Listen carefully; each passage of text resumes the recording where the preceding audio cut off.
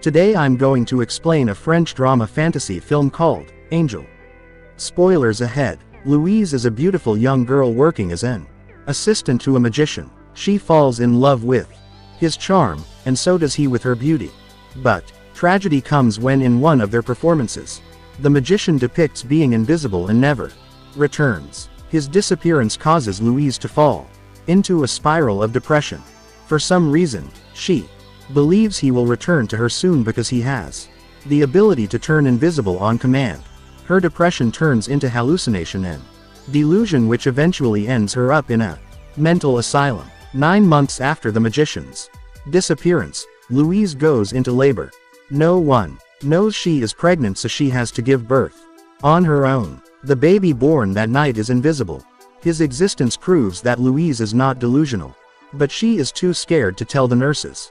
She knows her son will turn into a subject of experiments if people find out about his existence. Hence, she keeps him a secret. The nurses come every day to give her food and medicine but never find out about the invisible kid living in the room. Louise calls him Angel, which eventually turns into his name. She takes great care of him and raises him like any normal child. We see her patting his back, feeding him, teaching him to talk and eat. When he grows old enough, she uses chalks in the wall to teach him to read. Angel loves to play with Louise's old dress and shoes, which is the only way he can see half of himself in the mirror. Every night, Louise tells him about her childhood home. She used to live in a cabin in the middle of the woods owned by her father. On vacation, they used to travel by train and go to a lake. It is Louise's favorite place in the world, and she hopes her son will be able to see it one day. She also wants to teach him to swim in the lake, but the thought of him meeting the outside world scares her to death. On his birthdays, Louise lights up rolled pages and puts them on top of 2 slices of bread to mimic a cake. Angel doesn't know any better. Hence, he never complains. As the years pass, Angel grows up to be a smart 10-year-old, but doesn't come to terms with his invisibility. With growing age, his curiosity grows as well. One evening, he gets on top of a chair and looks outside the window. For the first time in his life, he sees another human his age. A little girl is with her parents outside her home. She trips on a stair and is helped by her mother. Angel returns to his mother in bed and tells her about the girl. Louise is terrified that her son is growing curious about the outside world. She tells him he is different from the rest of the world, which the normal people don't like. Hence, he has to be careful to never be noticed by anyone. The comment makes a lasting impression on the kid, but his interest in the pretty neighbor doesn't die. He frequently watches her through the window and realizes she always plays the same 2 keys on the piano. He listens to it for as long as he can, hoping to meet her someday. One morning, Angel asks his mother what it is like to see herself in the mirror. Louise describes the feeling as seeing yourself a little more than you see other people. Louise always believed that her lover would come to her in Angel one day. But after years of waiting, she has fallen deep into depression. She barely talks to Angel nowadays. When she pulls away from him, he feels lonely and spends days drawing on the wall. One day, the pretty girl looks directly at him from the garden in front of her house. Angel feels nervous and runs to tell his mother, who turns away without saying a word. Later, Louise is brought outside her room by the nurses. Angel takes the opportunity to run outside without being noticed. He walks on the grass, away from the cold marbled floor for the first time in his life. A few minutes later, he ends up in front of the pretty girl who is playing on a swing. She feels his presence and asks him to come closer. A stunned Angel questions her if she can see him and finds out she is blind. Her sense of smell and touch is heightened, which is why she can feel his presence nearby. Angel, who has never seen himself before, feels like he exists for the first time. The girl introduces herself as Madeline and touches his hand. They talk for a minute before Angel gets nervous. Madeline makes him promise that he will come again before he runs away. She has no friends because of her disability, so talking to someone her age is as delightful for her as it is for Angel. He returns to the room with the nurses and lays beside His mother. By now, Louise has stopped smiling altogether. Angel tells her he has a girlfriend, but she shows no reaction. He goes to meet Madeline again as soon as he can. She touches his face and can see him clearly.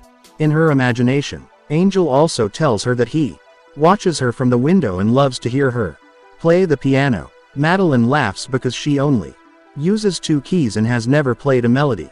The two play hide and seek for hours even though one of them is invisible and the other is blind. Soon, the two become inseparable and Angel starts spending most of his days with her. One day, they take a step forward and kiss. Madeline can perfectly guess what part of her body Angel is looking at because she can feel his gaze. Angel couldn't be happier in life, but that doesn't last long. Madeline reveals that she is about to get eye surgery the next week, after which she will be able to see. She is the most excited about finally getting to see Angel, but he doesn't feel the same way. They spend the next week together before she waves at him from her house and leaves. That night, Louise speaks for the first time in months and invites Angel to sleep by her side. She also asks him to go to the cabin in the woods if something ever happens to her. When Angel wakes up in the morning, she has already passed away. The news is too much for the kid to take. He watches his mother's body for hours before the nurses come and take her away. They also remove all of her belongings and the writings from the wall. The room is the only thing Angel ever knew. Apart from Madeline, it is gone, and Madeline will hate him when she knows the truth. So, without anything in his possession, he boards a train and goes to the lake his mother always talked about. He imagines Madeline coming out of the water, which only makes him sadder. Then, he boards another train to the cabin in the woods. He breaks in and looks around before sleeping on the sofa and declaring it his house. Weeks turn into months, and months into years. Angel is now a grown man, evident from his raspy and manly voice. He has only talked to himself for years but still hopes he will get to see Madeline someday. Then, finally, one day, she arrives at the cabin. Angel feels like he is in a dream and cannot stop looking at her. He stands right in front of her, but even with her recovered eyes, Madeline doesn't see him. For the next 2 days, she goes around the nearest town and asks people about him. It turns out she has been looking for him since she returned from the hospital. Madeline knew about his mother, but the asylum had no records of his existence. Hence, she did more research about Louise and found out about the cabin. That day, she also visits Louise's grave and leaves a letter for Angel. It says that she is back and asks him to come to her. Angel continues following her and stays with her at the house without her knowing. Madeline frequently feels his eyes on him, like she did years ago, but she dismisses it every single time. Having had enough, Angel writes a letter back to her, saying that he misses her as much as she misses him, but can only meet if she promises to keep her eyes closed. They meet in the woods later that day, and as promised, Madeline keeps her eyes closed. They return home together and lay down by each other's side. Madeline feels his face and takes in his scent, trying to relive the memories they shared. His scent has changed a little, but she can still recognize him. The lovers are overwhelmed by the sudden closeness after years of longing for each other. In the following scene, Madeline is blindfolded and naked with Angel on the bed.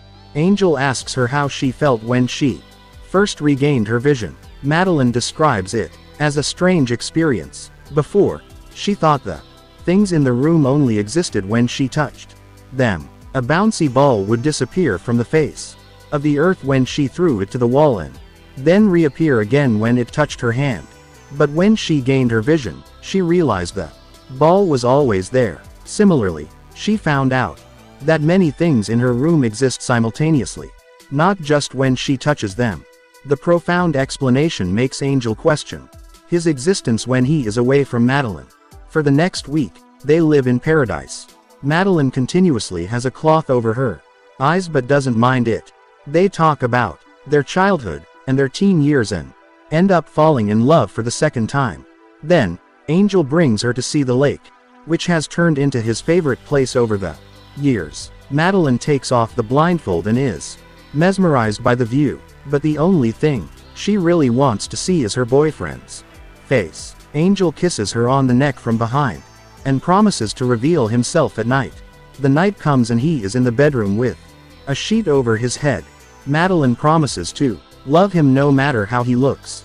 But when she takes the sheet off, she retreats in shock. Angel tells her the truth, which is too much for her to take. She breaks down crying, making Angel feel like the ugliest person in the world. He watches her curl up on the floor in tears till the morning. When she falls asleep on the ground, he puts a blanket over her. It wakes Madeline up from her sleep. She says she is ready to keep her eyes closed for life if it means they can be together. But Angel doesn't want that. He doesn't say anything to her face but registers that she has to be blind to actually love him. Madeline wakes up the next morning and looks for Angel but doesn't find him. Instead, she finds a note that says he is going away from her life.